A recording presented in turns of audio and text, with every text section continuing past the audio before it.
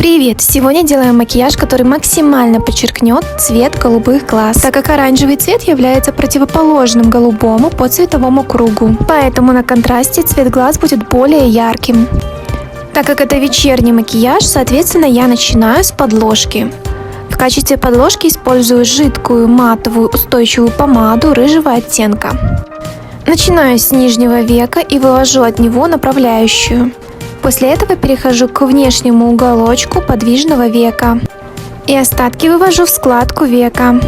После этого беру чистую кисточку и растушевываю границу. От того, насколько мягко вы растушуете подложку, зависит качество тушевки.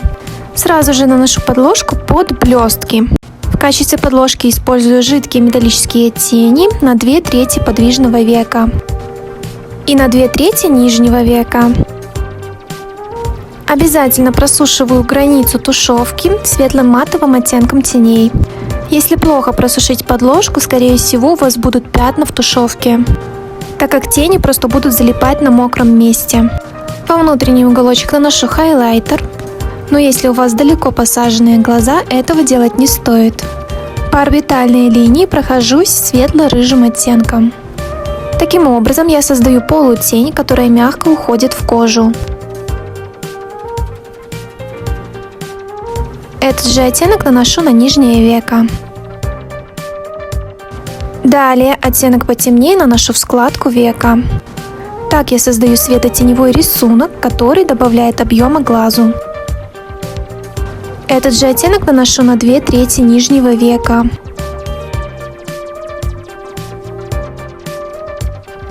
И самым темным оттенком затемняю внешний угол глаза, верхнего и нижнего века, для того, чтобы добавить макияжу глубины. Таким образом, в тушевке мы использовали 3 оттенка: тень, полутень и между ними переходный. Однако, если у вас открытое веко, то переходный оттенок не нужен.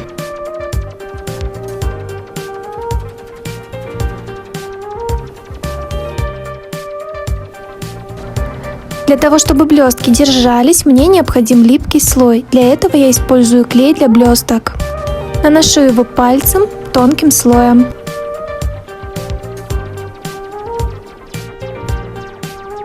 Использую очень красивый пигмент от Clipage Pro в оттенке 30. Удобнее всего такие продукты наносить пальцами, втаптывающими движениями. Наношу пигмент на 2/3 подвижного века.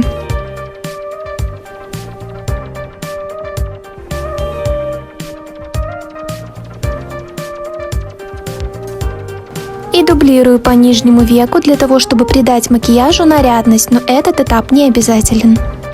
И для того, чтобы поиграть на контрасте, использую гелевую подводку голубого цвета.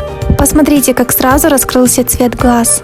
Наношу коричневый сатин между блестками и темным матовым оттенком, для того, чтобы у нас был мягкий переход. Обязательно приклеиваю накладные реснички, прокрашиваю нижние для того, чтобы взгляд был более открытым.